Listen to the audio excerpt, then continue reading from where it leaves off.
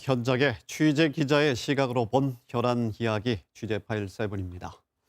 매년 봄철만 되면 강원 지역은 산불로 몸살을 앓고 있습니다. 특히 밤에 나는 불이 문제인데요. 이 야간 산불은 초기 진화가 안 돼 큰 불로 번지기 일쑤입니다. 진화 헬기가 뜨지 못하기 때문인데 이 중요한 시간대에 왜 이런 일이 발생하는지 조유현 기자가 취재했습니다. 2019년부터 해마다 반복되고 있는 동해안의 대형 산불. 이 불로 사라진 산림만 3천만 제곱미터, 축구장 4,700개 넓이에 이릅니다. 대부분 밤에 시작돼 초기 진화가 안 됐다는 게 공통점입니다. 산불은 보통 지상에선 접근이 어렵습니다. 그러다 보니 사실상 헬기가 유일한 진화 수단입니다. 하지만 야간엔 헬기가 전혀 출동을 못하고 있습니다. 정부의 규제 때문입니다. 국토교통부의 헬기 운항 기준을 보면 밤에 시작된 산불 현장엔 헬기 투입 자체가 아예 금지돼 있습니다. 불이 낮에 시작된 경우엔 밤까지 계속 헬기 진화가 가능한데 이것도 바람의 속도가 초속 5m 이하일 때로 제한됩니다. 야간 비행을 제한하는 현재의 규정에서 추가로 헬기를 도입한다는 것은 그 실효성에 좀 의문이 들고요. 또한 현장의 목소리를 들어보면 대형 헬기인 경우 초속 15m 미만까지는 그 운행에 특별히 제한이 없다. 이러다 보니 헬기는 야간 산불에는 무용지물이나 다름없는 상태가 됐습니다. 현재 강원도에 있는 진화 헬기는 17대입니다. 이 가운데 3대는 초대형으로 초속 20m의 강풍도 견딜 수 있습니다. 산불이 났을 때 투입되는 초대형 헬기입니다. 조종사가 이런 특수한 장비를 장착하면 야간에도 기동은 할 수 있습니다. 하지만 이 헬기들이 실전에 투입된 적은 단 한 번도 없었습니다. 또 강원도는 2018년에 대형 야간 헬기를 도입하려다 포기하기도 했습니다. 대부분이 20m 이상 되는 그러한 조건의 대형 산불이 형성이 되고 있습니다. 풍속이 5m 이하 될 때 야간 헬기가 투입된다라고 하는 것은 현실성으로 투입할 수 없는 조건이고요. 결국 야간 헬기 운항에 관한 규제가 풀리지 않는다면 대형 산불의 악몽은 언제든 되풀이될 수 있다는 우려가 나옵니다. KBS 뉴스 조희연입니다.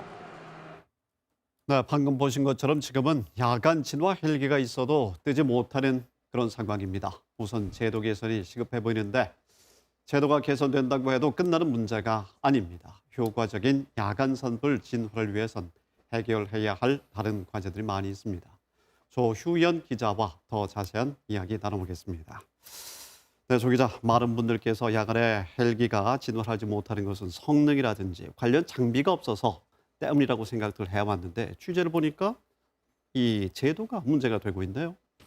네, 무엇보다 국토교통부의 규칙에 나와 있는 야간 헬기 비행 금지 규정을 풀어줘야 한다는 지적이 나옵니다. 또 풍속 제한 규정도 완화할 필요가 있습니다. 네. 앞서 나온 증언처럼 초대형 헬기는 초속 20m의 바람도 견딜 수가 있습니다.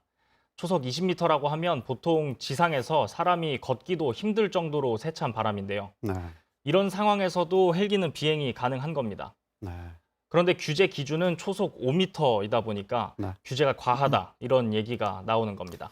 그럼 이 고도화된 성능에 맞게 규정을 바꾼다면 야간에 헬기 진화가 바로 가능하게 되는 것인가요? 근데 기술적으로는 맞는 말입니다. 그래서 강원도 소방본부의 경우에는 자체적으로 야간 산불 진화 능력을 갖추기 위해서 대형 헬기 도입을 2017년부터 추진을 해왔습니다. 그런데 그동안은 예산 문제, 또 타 시도와의 형평성 문제로 번번이 좌초가 되다가 올해야 도입이 확정이 됐습니다. 그래서 2023년까지 국비와 도비 270억 원을 들여서 야간 진화 헬기를 들여올 계획입니다. 하지만 이렇게 하더라도 야간 진화 헬기는 강원도 전체에 넉 대밖에 안 되기 때문에 추가 확충이 필요한 게 현실입니다. 타시도와의 형평성을 말씀하셨지만 대형 산불이 많은 강원 지역에 대형 헬기를 집중 배치한다는 것 명분 있는 것 아닌가 하는 생각도 들고요. 자, 그 외에 어떤 걸림돌이 또 있습니까? 네, 숙제가 한두 가지가 아닙니다. 무엇보다 야간 비행을 할 때 조종사의 안전을 담보할 수 있는 방안 마련이 시급합니다. 우선 전용 담수시설 확충이 선결 과제로 꼽히는데요. 지금처럼 강이나 호수에서 물을 뜰 경우 조종사의 시야 확보가 어렵기 때문입니다. 네. 물 위에서 2, 3분씩 떠 있어야 하는데 이때 프로펠러 바람 때문에 거센 물보라가 일어나서 조종사의 시야를 가리게 됩니다. 네. 이때 마치 폭우 속에 갇히는 듯한 상황이 된다는 겁니다. 하물며 낮에도 이런데 야간에는 더 위험할 수밖에 없습니다.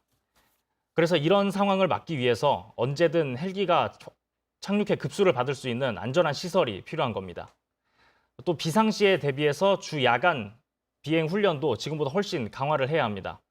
강원도 같은 산악지대의 경우에는 산세가 험하고 송전탑이나 고압 전선 같은 장애물들도 많아서 평소에 지형 지물을 익혀놓지 않으면 대형 사고로 이어질 수가 있기 때문입니다.